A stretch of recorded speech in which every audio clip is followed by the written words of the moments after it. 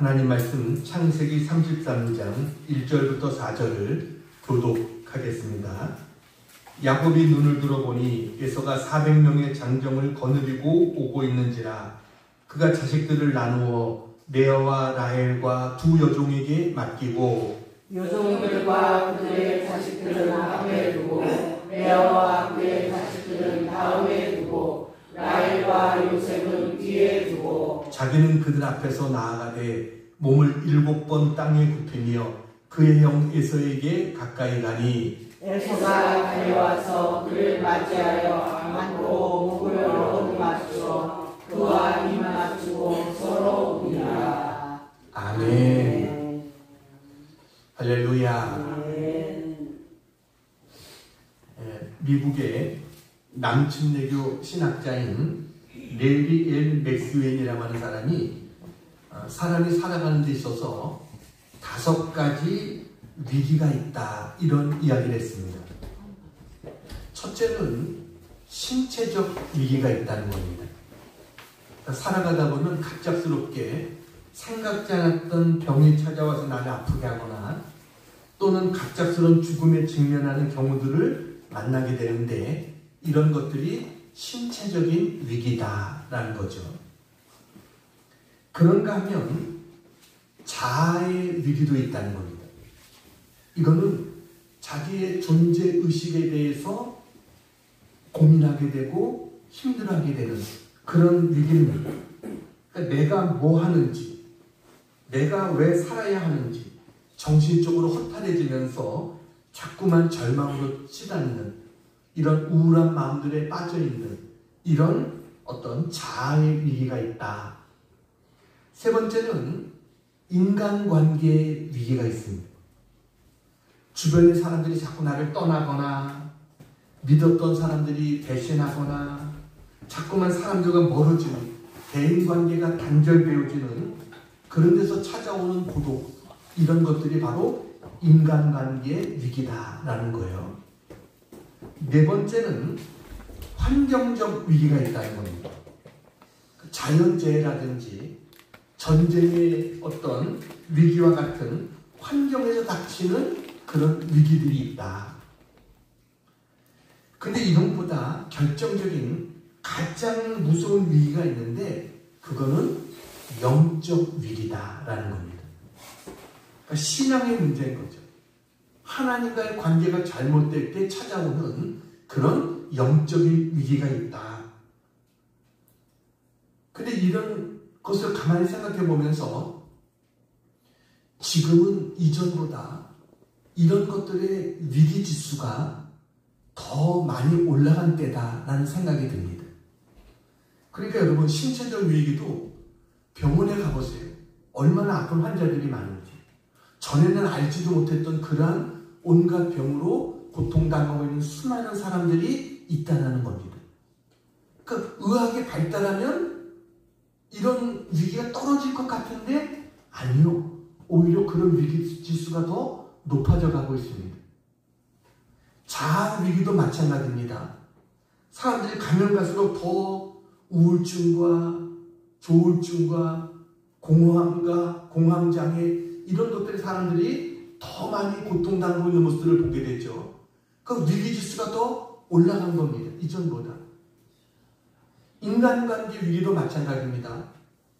지금은 사람들이 다른 사람과 교제하고 만나고 이런 것들이 없고 그저 뭐하고만 붙들고 있습니까? 스마트폰만 붙들고. 인간관계가 끊어지는 겁니다. 그것만 하고만 상대하는 거예요. 그러니 예전보다 이런 위기도 훨씬 높아졌습니다. 사람들과 어울리려고 하지 않고 가상세계, 오히려 가상의 세계가 진짜의 세계처럼 거기에 빠져들고 그 인간관계가 점점 더 단절돼 가고 있는 거예요. 그런 위기도 지수가 더 높아져 가고 있죠. 환경의 위기, 여러분 이전보다 자연재해가 얼마나 더 심합니까? 이번에도 스페인 쪽에서 얼마나 그 홍수로 인해서 몇 년치 올 비가 하루에 오는 거예요. 그래가지고 수많은 사람들이 죽고 고통당하고 이런 일들이 이제는 일상적으로 일어나고 있는 이런 모습을 봅니다. 거기다가 전쟁의 위협도 남의 얘기가 아니잖아요. 이북도 러시아에 군대를 파견하고, 그러다 보면 여러분 이게 남의 얘기가 아닌 거예요. 이북이 핵을 가지고 있고 우리는 그 가운데 지금 전쟁의 위기 가운데 지금 살아가고 있는 것들이 바로 우리 아닙니까? 거기다가 영적인 위기는 얼마나 더 심해지고 있습니까? 여러분, 갈수록 어떤 동성애라든가 차별금지법이라든가 이런 악한 것들이 자꾸만 세계를 점점 더 퍼져가고 있어요. 우리가 지금 마지막 보루가 돼가고 있는 상황입니다. 그것을 막기 위해서 우리가 이번에 집회도 열었잖아요. 근데 세상은 눈 하나 깜짝 안 합니다. 단 한 줄의 뉴스에도 나오지 않고 있습니다. 기독교 국민일보나 기독교 방송에서만 방송하지, 여러분 100만 명이 모여서 해도 세상은 기사 한 줄 내지 않는 이런 영적인 위기 가운데 우리가 있다는 거예요. 그러니까 점점 더 위기가 없어지는 게 아니라 점점 더 위기가 커져가고 있구나. 주님 오실 때까지 어쩌면 점점 더 그럴 것 같습니다. 그러다가 나중에 누가 오시겠어요? 주님이 오시는 것입니다. 위기라는 단어는 두 가지 단어가 합쳐진 합성을 하고 그러죠. 하나는 위험이라는 단어와 또 하나는 기회라는 단어. 두 가지가 합쳐있는 게 위기입니다. 그러니까 우리의 삶에 위험한 순간이기도 하지만 또 한편으로는 기회가 될 수도 있는 것. 이게 바로 위기다라는 거예요. 그래서 위기란 위험한 고비임과 동시에 새로운 꿈을 향한 기회이다. 이렇게 이야기를 합니다. 그러니까 위기는요, 여러분, 새로운 삶을 위한 기회가 되어지는 것입니다. 오늘 본문에 보면 절체절명의 위기 가운데 있었던 그 사람이 하나님을 만나서 용기를 얻고 하나님의 도우심으로 위기를 벗어나는 그런 한 사람을 우리에게 보여줍니다. 그가 누굴까요? 야곱이라고 하는 사람입니다. 우리가 구약 성경에 보면 이 족장들에 관한 이야기가 굉장히 많이 나오죠. 아브라함, 이삭, 야곱, 요셉 이런 이름들이 많이 나옵니다. 근데 이삭에게 두 아들이 있었습니다. 에서와 야곱입니다. 이 둘은 쌍둥이입니다. 야곱은 동생으로 태어났지만 언제나 장자의 축복권에 대한 미련이 많이 있었어요. 그래가지고 결정적인 기회에 팥죽 한 그릇으로 형제에게 장자의 권한을 삽니다. 그리고 아버지로부터 장자의 축복 기도를 가로챕니다.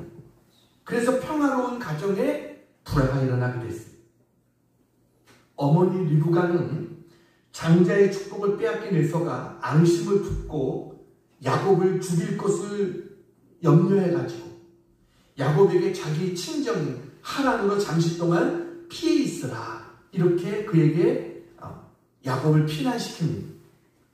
그러니까 잠시만 피하면 형의 화가 누구로 들고 이제 그러면 다시 야곱이 돌아올 거다라고 생각했지만, 그러나 리브가는 그렇게 사랑했던 야곱을 결국은 다시 보지 못하고 죽어서 막벨라 굴에 묻히게 됩니다. 형을 피해서 잠시 외삼촌의 집에 있으려고 했던 야곱은 그곳에서 20년의 시간을 보내게 됩니다. 20년. 강산이 두 번 변할 그런 시간이 보내게 되는 거예요.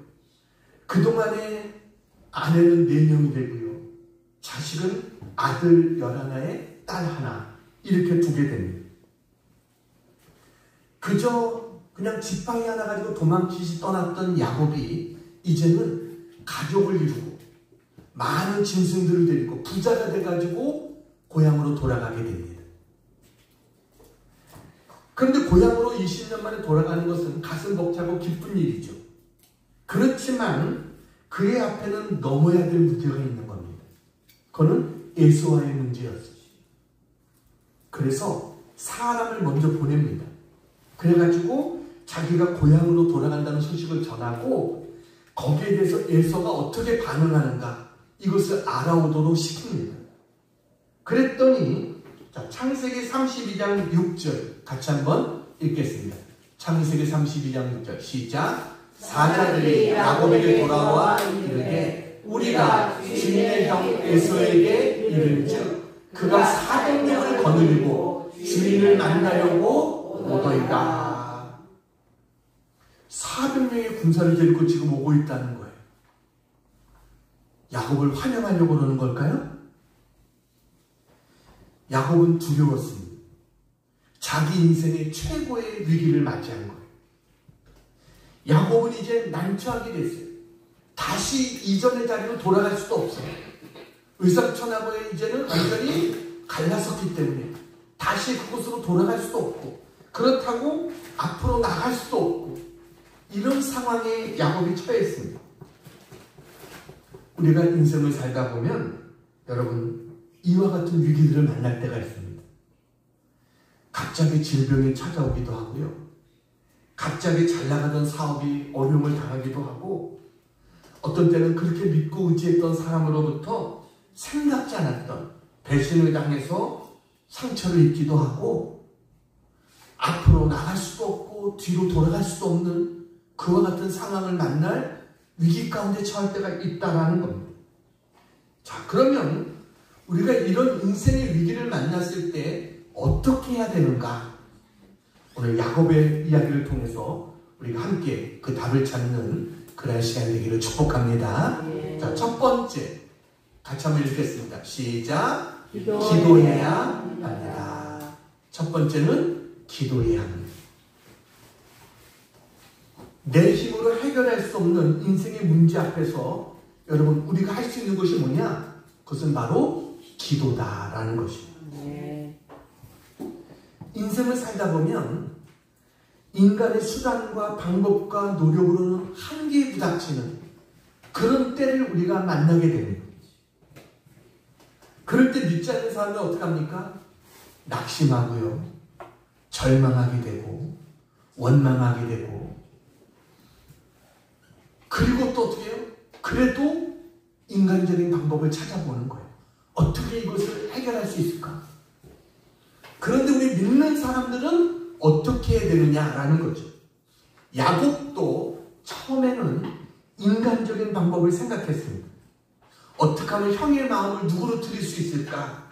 이것을 고민했어요. 그러다가 형의 마음을 움직이기 위해서 그가 생각하는 것은 선물을 줘서 형의 마음을 좀 풀어봐야 되겠다. 이게 야곱의 생각이었어요. 우리 32장 13절부터 15절 같이 한번 읽어보겠습니다. 시작. 야곱이 거기서 밤을 지내고 그 소유 중에서 형 에서를 위하여 예물을 택하니 암염소가 200이요 순염소가 20이요 암양이 200이요 순양이 20이요 전난 낙타 30과 그 새끼요 암소가 40이요 황소가 10이요 암나귀가 20이요 그 새끼 나귀가 10이라. 이거를 준비한 겁니다. 선물로. 이만한 선물 받아본 적 있습니까? 네.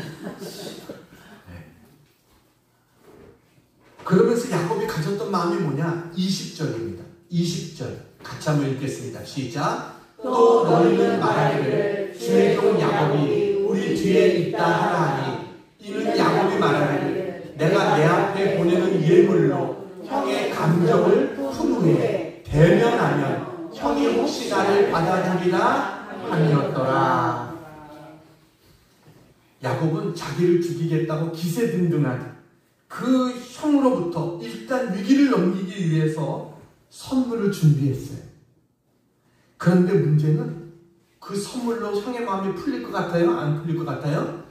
안 풀릴 것 같은 거예요. 그게 두려운 거예요. 이런 야곱을 하나님은 기도의 자리로 인도하셨습니다. 야곱은 자기의 가족과 모든 짐승들을 먼저 강을 건너게 했습니다. 그리고 나서는요, 자기는 강을 건너지 못하고 자기는 혼자 야복 강변에 남아있는 거예요. 여러분, 왜 강을 건너지 못하고 있었을까요? 두려웠기 때문에. 두렵기 때문에 강을 못 건너는 거예요. 이 강만 건너면 이제 형을 만나게 될 텐데 이게 너무 두려운 거예요. 그래서 혼자 야복강변에 앉아서 이걸 어떻게 해야 되나 그 고민하고 있던 야곱에게 문제는 뭐예요? 하나님이 찾아오셨어요. 그리고 그와 밤이 새도록 씨름을 하십니다. 여러분, 기도가 뭘까요? 기도는요, 씨름하는 것입니다. 기도는 그렇게 쉬운 게 아닙니다. 그래서 사람들이 기도를 잘 못하는 겁니다. 하나님 앞에 씨름이 뭐냐? 하나님 앞에 매달리는 겁니다.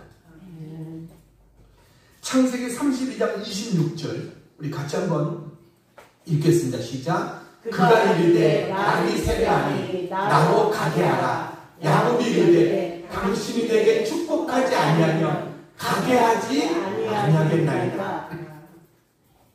야곱이 뭐하고 있었다는 거예요? 그를 붙잡고 있었다는 거예요. 못 가게 그를 붙잡고 있었던 거예요.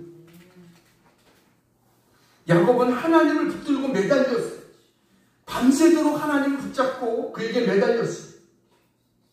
우리가 어려운 일을 당할 때는요, 하나님께 매달려야 될 때입니다. 하나님과 씨름해야 돼요. 야곱이 하나님과 씨름했듯이 그렇게 매달리는 거예요. 황도뼈가 부러져도 포기하지 않고 밤새도록 응답해 주시지 않아도 놓지 말고 매달리는 거예요. 하나님이 나의 기도를 안 들으시는 것 같아도 여러분, 다른 사람의 기도는 다 응답해 주시는데 내 기도만 외면해 주시는 것 같아도 그래도 뭐예요? 매달리는 거예요. 수르보니의 여인처럼 예수님께서 자녀의 떡을 취하여 개들에게 주는 것이 마땅치 않다 이렇게 말하는 것 같은데도 주님, 개도 제 주인의 산에서 떨어지는 부스러기 먹지 않습니까? 그 은혜를 주십시오. 매달렸던 것처럼 주님 앞에 매달리는 거예요. 그럴 때 하나님은요, 반드시 응답해 주시는 줄로 믿습니다. 아멘. 우리가 하나님과 씨름하면 놀라운 일들이 일어나게 되는 겁니다. 근데 여러분, 이 처음에는요, 기도의 응답이 좀 이상하게 옵니다. 내가 예상하고 내가 기대했던 것과는 다르게 올 수 있어요. 그렇게 기도하면 에서가 돌아갈 것 같은 이런 응답이 와야죠. 근데 그게 아니에요. 자기가 다리가 부러지는, 자기가 환도뼈가 부러지는 그런 응답이 오는 거예요. 아니, 환도뼈가 부러지면 어떻게 됩니까? 이제는 도망갈래도 도망갈 수도 없는 거예요. 이게 응답이에요. 기도 응답이 뭐예요? 여러분, 내가 깨지는 게 응답인 것입니다. 내 이기적인 욕심의 자아가 깨어지는 것. 이게요, 기도 없이는 잘 깨지지가 않아요. 끝까지 살아서 남아있는 이게 언제 깨져요? 하나님과 씨름할 때, 하나님께 매달릴 때, 그때 이게 깨지는 것. 야곱이 도망갈 수 있었던 유일한 기회는 건강한 다리를 갖고 있을 때였어요. 근데 하나님께서 그 환도뼈를 부러뜨립니다. 그의 고집과 이기주의를 부서뜨립니다. 교활하고 욕심 많고 자기 뜻을 이루기 위해서는 속임수까지 일삼았던 그 야곱의 자아를 하나님이 깨뜨리신 거예요. 이제는 도망갈 수도 없습니다. 근데 문제는 뭐예요? 내가 깨어질 때 하나님의 은혜가 임하게 되는 거예요. 아멘. 주님만 믿고, 이제는 주님밖에 없습니다. 주님만 믿고 의지하고 나갈 때 하나님의 기적이 일어나게 돼요. 환도뼈가 부러진 그 야곱을 향해서 하나님이, 야곱아, 너는 이제부터 야곱이라고 하지 마라, 이스라엘이라고 하라. 이름을 바꿔주십니다. 야곱이라는 이름의 뜻이 뭐예요? 속이는 자, 사기꾼, 이게 야곱이에요. 근데 이스라엘은 뭐예요? 승리자라는 거예요. 아멘. 하나님과 겨루어서 이겼다라는 거예요. 육적 그리스도인이 영적 그리스도인으로 바뀌어지게 되는 겁니다. 이제부터 야곱은 더 이상 야곱이 아니라 하나님이 다스리시는 이스라엘이 되어졌다라는 거예요. 그리고 하나님이 준 축복이 뭐예요? 30절 31절 같이 한번 보겠습니다. 30절 31절 시작. 그러므로 야곱이 그곳 이름을 분이엘이라 하였으니 그가 이르기를 내가 하나님과 배명하여 보았으나 내 생명이 보존되었다 하니더라. 그가 분이엘을 지날 때 해가 돋았고 그의 허벅다리로 말미암아 절었더라. 절망과 고통의 밤이 지나가니까 이제는 뭐예요? 다시금 해가 돋기 시작했어요. 이게 은혜입니다. 야곱의 이름만 바뀐 게 아니라 그 땅의 이름도 바뀌어졌어요. 분이엘이라고 이름을 붙이게 됐어요. 분이엘이 뭐냐면 하나님의 얼굴이라는 뜻입니다. 내가 하나님의 얼굴을 보고도 괜찮았다. 그래서 분이엘이라고 이름을 붙였고 분이엘을 지날 때 어떻게 됐어요? 해가 돋았다. 여러분, 우리가 고난의 밤을 통과할 때 우리에게 축복의 해가 밝아오는 것을 믿으시기 바랍니다. 하나님의 치료와 은혜와 기적의 해가 떠오르게 되는 거예요. 야곱에게 놀라운 기적이 일어났어요. 여러분, 400명의 군사를 이끌고 동생에게 복수하러 왔던 그 에서가 야곱을 보는 순간 순식간에 마음이 바뀌어졌어요. 여러분, 야곱의 모습이 어땠을까요? 밤새도록 먼지는 뒤집어 쓰고 옷도 찢어졌을 것이니 거기다가 땀으로 범벅이 되고 다리까지 절고 있어요. 그 동생이 자기 앞에 엎드리면서 나오는 그 모습을 보는 순간 에서의 마음이 녹아버렸어요. 모든 미움과 원한과 증오심이 20년 동안 쌓였던 그것이 순식간에 사라져버렸습니다. 그래서 어떻게 합니까? 33장 4절입니다. 같이 한번 읽겠습니다. 시작. 에서가 달려와서 그를 맞이하여 안고 목을 어긋맞추어 그와 입맞추고 서로 울리나. 서로 끌어안고 서로 울게 됐어요.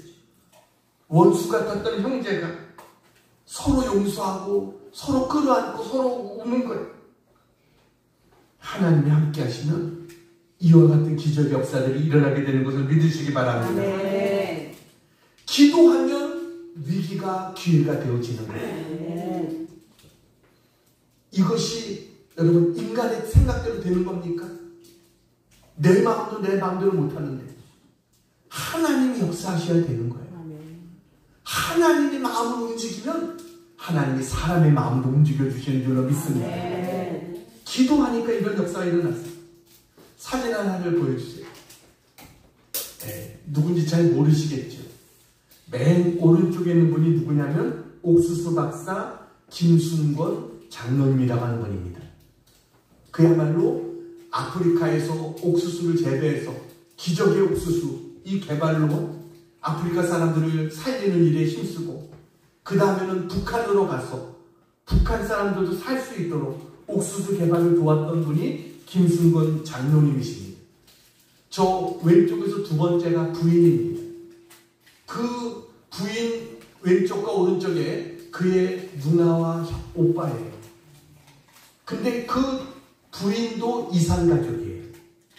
그래가지고 저 장로님이 눈물로 기도했어야 됩니다. 하나님, 금식하면서 우리 부인이 형제들, 가족들을 만날 수 있게 도와주세요. 눈물로 금식으로 기도하고 이북 사람들에게 부탁했더니 만남을 허락해 준 거예요. 그래가지고 만날 수 있게 됐어요. 다음 사진을 보여주세요. 저게 옥수수 농장에서 일을 하는 그런 모습입니다. 그런데 저 김순권 장로님이 2001년 19차 방북 때 그때 북한이 가뭄이 심했답니다. 그래가지고 북한 농업과학원 옥수수 연구원들이 옆에 있는 사람들이 이분들이 그러더라는 거예요. 김 박사님, 제발 하나님께 기도해서 더도 말고 30mm의 비만 오게 해주세요. 옥수수 농사가 다 망치게 됐어요. 이렇게 가물어가지고 옥수수 농사가 다 망치게 됐다고 30mm만 비가 오게 해달라고 기도해달라는 거예요. 그러자 김 박사가 나만 기도하는 것보다 우리가 다 함께 힘을 합해서 기도해야 하나님이 더 잘 들어주시지 않겠느냐. 이래가지고 함께 저 밭에 무릎을 꿇고 함께 눈물을 흘리며 오랫동안 기도했다는 거예요. 근데 그날 밤에 저녁에 비가 온 겁니다. 저녁에 12mm가 내렸어요. 아침에 18mm가 내렸어요. 합쳐서 몇 mm가 내렸어요? 30mm. 정확하게 30mm를 하나님 내려주신 거예요. 그러니 저들이 얼마나 놀랬겠어요. 자기들이 이야기한 대로 요구한 대로 하나님 앞에 기도했더니 야, 하나님이 이렇게 들어주시는구나. 그거를 그 사람들도 알게 됐다는 거예요. 여러분, 위기를 극복하는 첫 번째 비결은 바로 기도다. 인간적인 어떤 꾀와 세상적인 방법이 아니라 바로 기도다. 우리 이것을 알아야 돼요. 우리는 위기의 때 나의 어떤 문제보다도 하나님이 더 크신 하나님이신 줄로 믿습니다. 그 하나님을 믿고 기도할 때 위기가 기회로 바뀌어지는 은혜가 우리에게 있게 될 줄로 믿습니다. 기도하면 상황이 바뀝니다.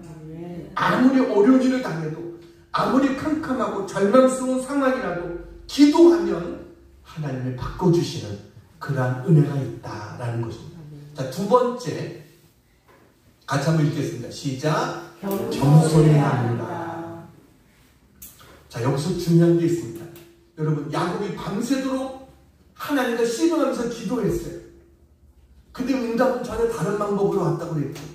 올해 야곱의 환도뼈가 부러지는 것으로 응답이 왔어요. 여러분, 기도하면 에서가 군대를 이끌고 돌아가야죠. 이것을 바랬을지 몰라요. 그런데 기도했다고 문제가 사라진 게 아니에요. 여전히 야곱은 에서 앞에 나가야 됐어요. 근데 어떻게 됩니까? 자, 3절 4절 같이 한번 읽겠습니다. 3절 4절 시작. 자기는 그들 앞에서 나아가게 몸을 7번 땅에 눕히며 그의 형 에서에게 가까이 가니 에서가 달려와서 그를 맞이하여 안고 목을 어긋 맞추어 그와 입 맞추고 서로 우니라. 야곱이요, 형 에서를 만나러 갈 때 무리를 셋으로 나눴어요. 하나는 자기 아내들 중에서도 종인 아내들이 있잖아요. 이 레아와 라헬의 종이었던 아내, 이들과 그 자식들이 맨 앞에 서고, 그 다음에는 레아와 자식들이 그 뒤에 서고, 맨 뒤에는 자기가 그래도 사랑했던 라헬과 자식을 맨 뒤에 세운 거예요. 이게 야곱의 생각이었어요. 여차하면 앞에서 공격해서 치면 여차하면 뒤라도 살아서 도망가라고 그렇게 한 거예요. 근데 이제 야곱이 바뀌었어요. 기도하고 났더니 이제는 도망갈 수도 없잖아요. 다리를 절면서 어디를 도망가겠어요. 이제는 자기가 그 무리 제일 앞에 서서, 오늘 성경에 보니까 뭐라고 말합니까? 7번 몸을 7번 땅에 굽히며 나아갔다라고 이야기합니다. 7번 몸을 땅에 굽히며 나갔다. 이건 뭐예요? 겸손해진 거예요. 엎드린다고 하는 것은요, 쉽게 말하면 죽으면 죽으리다예요. 나를 죽이려면 죽이라고. 이게 엎드리는 거예요. 내 생명은 당신의 손에 달려 있습니다. 이게 엎드리는 거예요. 그래서 에서 앞에 엎드리면서 나간 거예요. 그리고 에서를 향해서 뭐라고 말합니까? 8절을 보세요. 8절 빨간 글씨로 뭐라고 했어요? 네. 야곱이 이르되 내 주께 은혜를 입으려 합니다. 여러분, 창세기 33장을 쭉 읽어보면 제일 많이 나오는 단어가 있어요. 여러분 관심을 가지고 찾아보면서 읽어보세요. 그게 뭐냐면 은혜라는 단어입니다. 야곱은 하나님 앞에도 은혜를 입기를 원합니다. 형한테도 뭐예요? 내 주께 은혜를 입으려 합니다. 야곱은 이제 은혜 없이는 살 수 없는 그런 사람이 되어졌다는 거예요. 그리고 10절에 뭐라고 말합니까? 10절. 자, 빨간 글씨 있습니다. 시작. 형님의 얼굴을 배운즉 하나님의 얼굴을 본 것 같사오며. 조금 간지러운 표현 같잖아요. 하나님 얼굴 본 것 같다. 근데 진짜 진실한 마음이었을 거예요. 형의 자기를 보면서 눈물을 흘리는 그런 모습을 보면서 거기에서 누구의 모습을 본 거예요? 하나님이 역사하신 모습. 하나님의 얼굴을 본 거예요. 그랬더니 어떻게 됐어요? 형의 마음이 풀어졌어요. 동생이 쌍둥이 동생 아닙니까? 자기와 얼굴도 닮았겠죠. 그런 동생이 자기를 향해서 엎드리면서 내 주께 은혜를 입기를 원합니다. 내가 당신의 얼굴을 보니 하나님의 얼굴을 본 것 같습니다. 이럴 때 에서의 마음이 어떻게 됐어요? 에서의 마음이 풀어지게 된 거예요. 서로 칼부림이 날 것 같은 그야말로 그런 상황들이 사라지고 이제는 살기 든든했던 형의 모습이 얼굴이 변하고 자기를 끌어안고 입을 맞추고 그 더러워진 야곱의 얼굴을 부대끼면서 입을 맞추면서 여러분 함께 눈물을 흘리는 이러한 모습, 하나님께서 주신 은혜 아닙니까? 하나님이 역사하시면 이런 은혜를 베풀어 주시는 거예요. 어떤 때 이런 은혜가 베풀어졌어요? 야곱이 나도 이제 부자야 하면서 뒤에서 이렇게 나갔다면 형의 마음이 그랬을까요? 여러분, 겸손하면 문제가 해결되는 줄로 믿습니다. 아멘. 아람 나라의 군대 장관이었던 문둥병자인 나만. 문둥병자는 그에게 위기죠. 하나님의 종 엘리사에게 병을 고치러 갔을 때 요단 강물에 7번 들어갔다 나오라 이런 처방을 받습니다. 근데 엘리사가 직접 나와서 말해준 것도 아니고 종을 보내서 이야기한 거예요. 나만의 자존심이 상했어요. 내가 이거 보려고 내가 여기 왔는가? 우리 고향에는 여기보다 더 좋은 강물이 있는데 하면서 화를 냈을 때, 그냥 돌아가려고 했을 때 그의 부하가 뭐라고 말합니까? 내 아버지요, 더 어려운 일 시켰으면 하지 않았겠습니까? 근데 하물며 요단강에 7번 씻으라고 한 건데 해보지도 않고 그러면 되겠습니까? 그때 나만이 부하들 앞에서 자기의 문득병난 모습을 보이면서 옷을 벗고 요단강에 들어갔을 때 7번 들어갔을 때 어떻게 됐어요? 그의 살이 어린애 살같이 되어지는 그런 은혜가 임하게 된 것을 믿으시기 바랍니다. 하나님은요 우리에게 은혜 부어주시기를 원하세요. 근데 우리의 그릇이 겸손의 그릇이 되어 있지 않으면 부어주고 싶어도 못 주시는 거예요. 근데 내가 겸손해지면, 낮아지면 하나님은 어떻게 돼요? 우리에게 은혜를 베풀어 주세요. 야고보서 4장 6절 우리 같이 한번 읽어볼까요? 빨간 글씨 시작. 하나님이 교만한 자를 물리치시고 겸손한 자에게 은혜를 주신다 하였느니라. 하나님은 겸손하면 언제나 은혜를 베풀어 주시는 좋으신 하나님이신 것을 믿으시기 바랍니다. 아멘. 이스라엘의 초대왕이었던 사울. 여러분, 우리가 사울하면 부정적인 평가를 많이 하지만 그러나 그가 처음에 사무엘 선지자로부터 기름 부음을 받을 때 그는 어땠어요? 굉장히 겸손한 사람이었습니다. 성경은 말합니다. 그가 뭐라고 말합니까? 나는 이스라엘 지파 중에서도 가장 작은 지파요. 그런 베냐민 지파 사람입니다. 나의 가족은 베냐민 지파 중에서도 가장 미약한 것 아시지 않습니까? 나 같은 사람은 어떻게 왕으로 세우려고 하십니까? 이게 사울이었어요. 그런 사무엘이 기름 부러 갔을 때 짐들 속에 숨어 있었던 그 사울, 하나님은 그를 왕으로 세우신 거예요. 그런데 그가 시간이 가면 갈수록 어떻게 되죠? 교만해지는 거예요. 하나님의 은혜를 잊어버리고 교만해지고, 그러니까 결국은 어떻게 해요? 하나님이 그를 버리십니다. 그러나 다윗은 어때요? 다윗은 끝까지 겸손했어요. 우리는요 끝까지 겸손한 자가 되기를 축복합니다. 아멘. 다윗은 하나님 내가 무엇이고 한데 나에게 이런 은혜를 베풀어 주시고 내 집이 무엇이 반데 하나님 이런 은혜를 주십니까? 하면서 끝까지 하나님 앞에 감사했어요. 그런 그를 하나님은 더욱더 축복해 주십니다.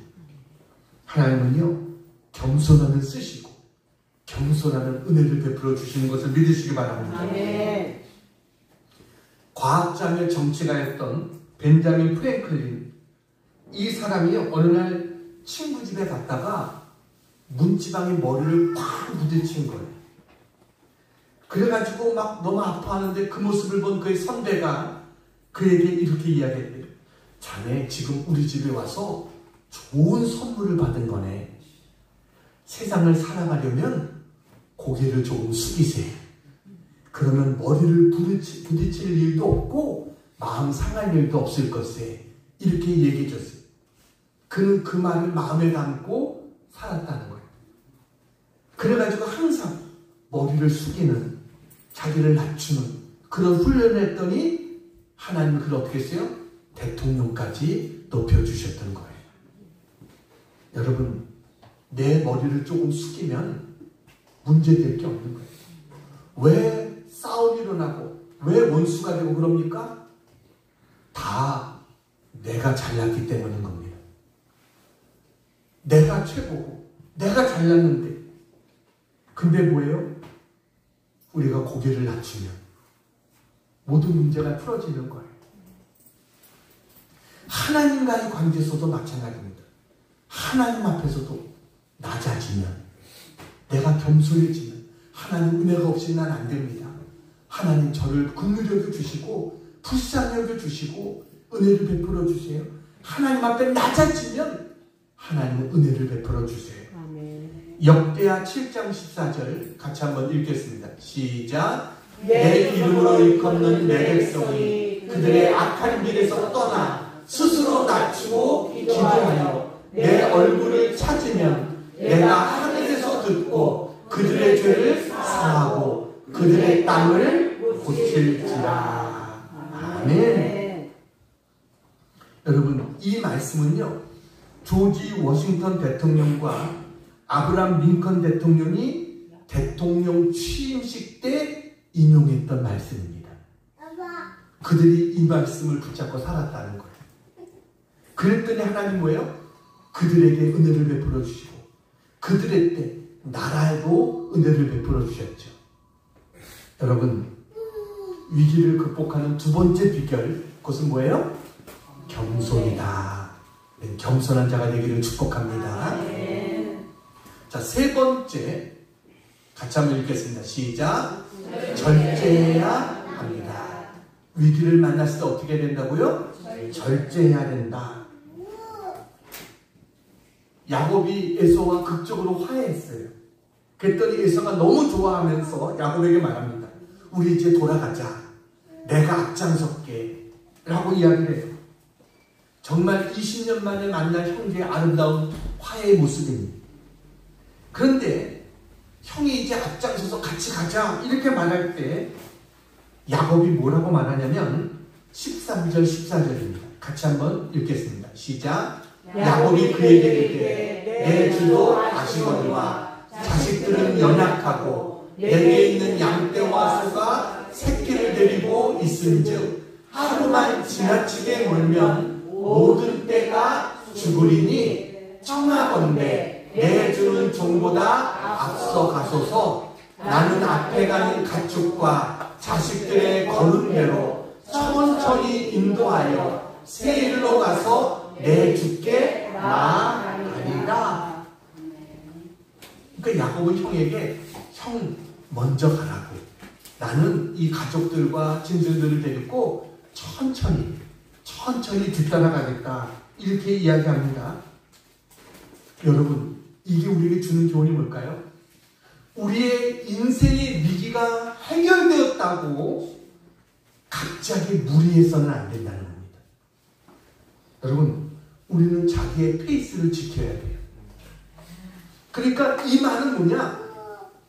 이것은 무리하지 않겠다. 이것을 야곱이 이야기하는 거예요. 지금 야곱은요, 하란에서부터 수백 킬로를 걸어왔습니다. 자동차도 없던 시절에 그 그 많은 가족들과 대가족을 이끌고 짐승들을 데리고 가는 길입니다. 그런데 이제 형을 만나서 형의 걸음대로 따라가려고 그러면 무리가 되는 거예요. 여러분, 에서는 광야에서 자란 아주 튼튼한 사냥꾼인 사람이 에서입니다. 에서는 뛰어가도 문제가 되지 않는 사람이에요. 근데 야곱은 에서 따라가려고 했다가는 문제가 될 수 있는 거예요. 무엇이든지 여러분, 과하면 좋지 않은 겁니다.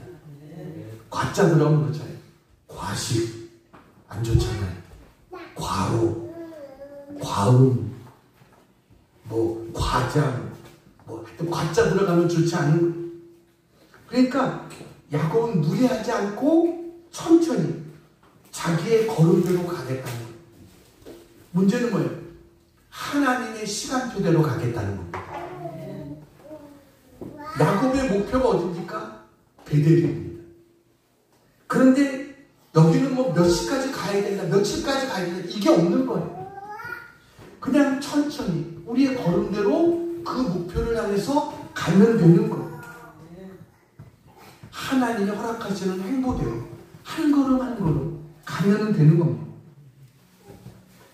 지금 에서는 어때요? 에서는 아주 군대를 들이고 온 군인들이 얼마나 강한 사람들이에요. 그들 쫓아가려고 해서는 안 되는 거예요. 여러분, 우리는요, 내 걸음대로, 내 모습대로 한 걸음 한 걸음 나가는 그런 우리가 돼야 될 줄로 믿습니다. 60대 할머니가 머리를 까맣게 염색했습니다. 그리고 얼굴에 있는 주름살도 성형으로 다 폈습니다. 그랬더니 30대 같이 이제 얼굴을 30대 같이 만든 거예요. 그랬더니 60대 친구들이 놀아주질 않는 겁니다. 그러니까 이 사람 어떡합니까? 이제 30대 여자들과 어울리는 거예요. 같이 골프도 치러 가고 에어로빅도 하고 등산도 다니고 여행도 가고. 어떻게 됐을까요? 지쳐서 죽었습니다. 여러분, 나는요 나대로 살아야 되는 겁니다. 거북이는 거북이대로 가면 됩니다. 토끼와 거북이에서 어떻게 끝났어요? 여러분, 거북이는 자기의 걸음대로 한 걸음 한 걸음 갔더니 거북이가 이겼어요. 근데 진짜 토끼와 거북이가 실제로 경주하면 어떻게 될까요? 누가 이길까요? 토끼가 이길까요? 거북이가 이겨요?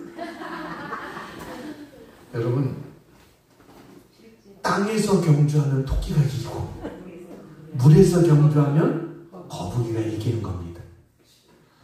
어디서 하느냐? 장소가 중요한 거예요. 비교할 필요가 없는 거예요.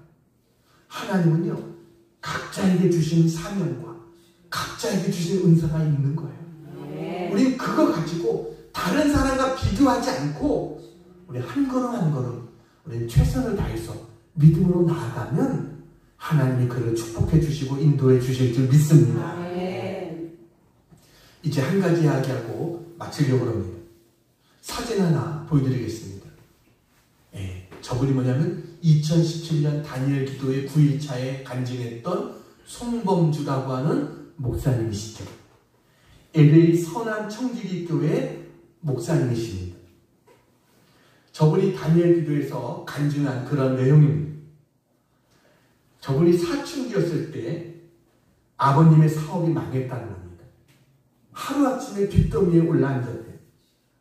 그랬더니 빚쟁이들이 몰려오고 그러다 보니까 부모님들은 도망가버리고 저분은 달동네 허름한 집에서 여동생 둘 데리고 있었다는 겁니다. 전기도 끊어지고 수도도 끊어지고 전화도 끊어지고 정말 너무나 어려운 그런 가운데 있었대요. 근데 그런 가운데서도 빚쟁이들은 꿔준 돈을 받으려고 불량배들을 보내가지고 그래가지고 밤낮 없이 그를 괴롭혔다는 거예요. 아버님은요, 사업에 실패한 것 다시 일으켜보려고 애쓰고 또 애썼지만 결국 사업을 일으켜보지도 못하고 고생만 하다가 55살에 간암으로 세상을 떠나게 됩니다. 그에게는 너무나 큰 절망이었어요. 근데 하나님이 그래도 길을 열어주셔서 어느 한 교회의 지원을 받아서 미국으로 박사 공부를 할 수 있게 되었답니다.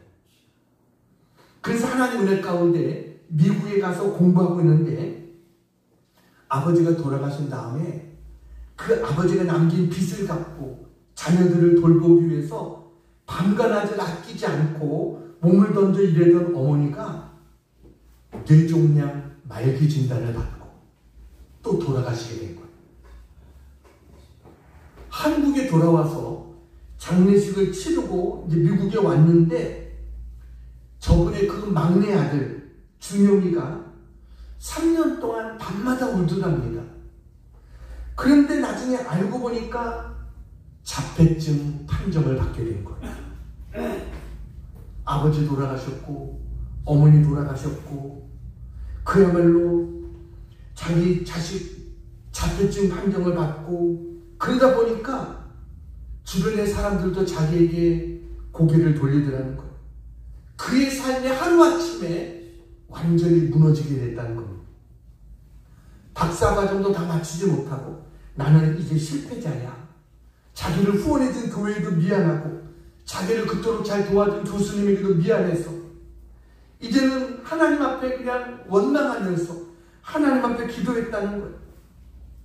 그런데 그렇게 인생의 밑바닥까지 내려갔을 그때 하나님이 그에게 찾아오셨다는 겁니다. 야곱이 가장 어려운 약복강도 건너지 못하고 있었던 그 순간에 하나님이 찾아와 주셨던 것처럼 하나님이 찾아와 주신 거예요. 자기 아들을 유치원에 보내려고 하는데 아무도 안 받아주더라는 거예요. 우리는 자폐증 아이는 못 받습니다 하고 안 받아주더래요. 한 유치원에 가서 사정을 했답니다. 한 달만 좀 이 아이를 받아주고 그래도 안 되면 우리가 스스로 이 아이를 안 데리고 오겠습니다. 이렇게 사정을 해가지고 거기에서 유치원에서 가장 베테랑 선생님이 그를 한 달 동안 맡아주기로 그렇게 약속을 하고 입학을 하게 된 거예요. 근데 유치원에 가보니까 선생님이 바뀌었어요. 새로운 선생님으로 바뀌었어요. 아주 젊고 새로운 선생님으로 바뀌었어요. 그래가지고 아이고 이제 우리 아이가 여기서 더 이상 오래 견디기가 힘들겠구나 이런 생각이 들더라는 거예요. 근데 이 선생님이 이 준영이를 너무 사랑해 주는 거예요. 그래가지고 그 반에서 제일 예쁜 여자아이를 짝으로 해주고요. 그 여자에게 이 준영이를 돌봐주도록 시켰다는 겁니다.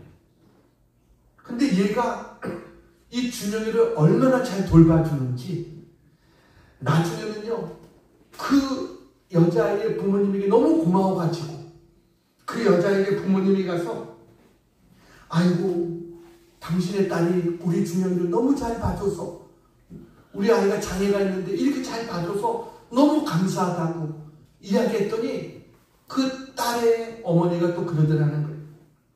우리 아이가 원래 좀 이기적이었는데 준영이를 돌보면서 다른 사람 섬기는 것을 배우게 됐다고.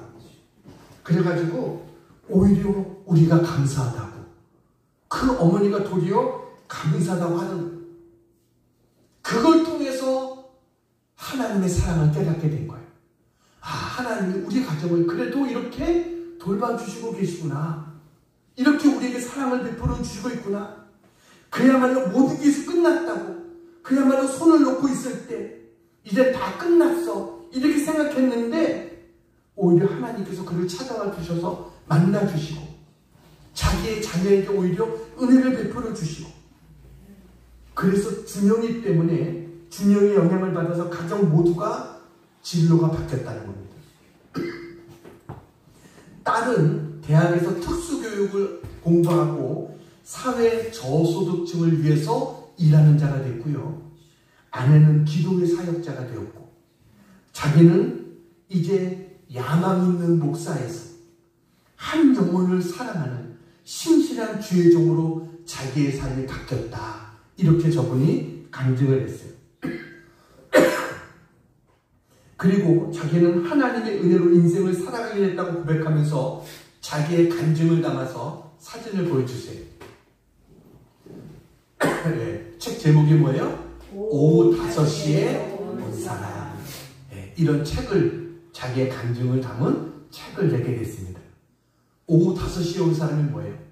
어떤 주인이 아침에 일찍 일할 사람 뽑고 9시, 12시, 오후 3시 계속 사람을 뽑았는데 마지막 5시에 갔는데도 아무도 뽑아주지 않는 그 사람을 이 주인이 우리 집 와서 일해. 그러고서 똑같이 대우해주는 그것, 자기에게 하나님이 뭐예요? 그런 은혜를 베풀어 주셨다. 이런 간증을 고백한 거예요.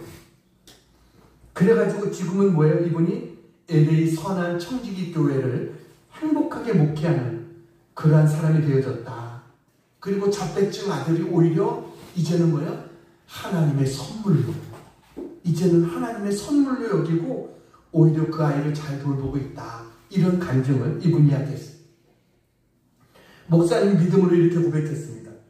모두가 끝장이라고 더 이상 희망이 없다고 말할 때도 하나님 우리를 포기하지 않으신다. 그러므로 어떤 실패도, 어떤 좌절도, 씻을 수 없는 상처가 내 육신과 영혼을 핥히고 지나갔다고 할지라도 하나님이 마침표를 찍으시기 전까지는 스스로 자기의 인생에 마침표를 찍지 마십시오. 이렇게 이야기를 했어요. 우리가 인생을 살다 보면 누구나 예기치 못한 크고 작은 어려운 일들을 만나게 됩니다. 그래 여러분 기억하세요. 믿는 자에게는 하나님께서 언제나 함께 하시는 것을 믿으시기 바랍니다. 정말 간절한 마음이 있으면 하나님께서 찾아와 주십니다. 만나 주시고 그에게 은혜를 베풀어 주세요. 여러분 로마서 8장 18절은 말합니다. 로마서 8장 18절 있나요? 같이 한번 읽어볼까요? 시작. 생각하건대 현재의 고난은 장차 우리에게 나타날 영광과 비교할 수 없도다. 하나님은 우리의 고난을 장차 나타날 영광과 비교할 수 없게 만들어주시는 능력의 하나님이신 것을 믿으시기 바랍니다. 여러분 우리는 내 힘으로 인생을 살아가는 게 아니라 하나님의 은혜로 살아가는 것입니다. 하나님은 우리의 그 어떤 문제보다도 하나님은 크신 하나님이세요. 야곱이 인생의 위기를 만났을 때 그가 행했던 그 모습은 우리에게 교훈을 줍니다. 위기를 만났을 때 우리가 해야 될 일이 뭐예요? 첫째는 기도인 것입니다. 두 번째는 겸손해지는 것입니다. 세 번째는 절제하는 것입니다. 여러분 우리도 이와 같은 모습으로 인생의 위기를 잘 극복해 나갈 수 있는 우리 모두가 되기를 주님의 이름으로 축원합니다. 기도하겠습니다. 사랑은 은혜가 많으신 아버지 하나님, 우리가 절망의 약봉나루에서 몸부림치며 고통하고 있을 때 주님이 찾아오셔서 우리에게 구원의 길을 열어주신 그 은혜를 감사합니다. 우리를 깨트려 주시고 우리를 다시 회복시켜 주신 은혜를 감사합니다. 하나님 이제는 야곱이 아니라 이스라엘로 살기를 원합니다. 하나님이 다스리고 하나님이 함께 하시는 이스라엘이 되어서 날마다 승리의 삶을 살아가는 저희 모두가 될 수 있게 도와주시옵소서. 사랑하는 여러분, 이 시간 여러분 약한 곳에 한번 손 얹고 우리 한번 기도하겠습니다. 같이 한번 기도합니다. 마음이 힘든 분들은 가슴에 손 얹고 우리 기도합니다. 같이 한번 기도하겠습니다. 자비로우신 하나님 아버지 감사합니다. 이 시간 우리 연약한 곳에 믿음으로 우리의 손을 얹었습니다. 주님의 손으로 만져주시고 주께서 치료해 주시옵소서. 우리의 상처들이 씻어지게 하시고 새로워지게 하시고 하나님의 능력으로 회복되어지는 귀한 은혜가 있게 도와주시옵소서. 마음이 힘들고 어려운 자들의 마음도 바꿔주시고 평안케 하여 주시옵소서. 강하고 담대케 하여 주시옵소서. 하나님 저들의 육신의 연약한 곳 주님의 손으로 만져주셔서 깨끗이 치료되게 하시고 회복되어지는 역사가 있게 해주시옵소서. 하나님의 치료의 능력을 믿습니다. 치료의 강선을 비춰 주시옵소서. 나사렛 예수 이름으로 면하노니 모든 어둠은 떠나갈지어다. 모든 약함은 회복되어질지어다. 모든 질병은 사라질지어다. 하나님께서 강건케 해주실 것을 믿습니다. 하나님 영광 받아 주시옵소서. 저들을 일으켜 주시고 다시 세워주시고 새롭게 해 주시옵소서. 하나님의 놀라운 능력으로 충만케 하여 주시옵소서. 아버지 하나님 감사합니다. 오늘도 주 앞에 믿음으로 기도한 사랑하는 종들에게 하나님께서 위기가 변해서 기회가 되어지는 복된 은혜들이 있게 도와 주시옵소서. 감사드리며 예수님 이름으로 기도하옵나이다. 아멘.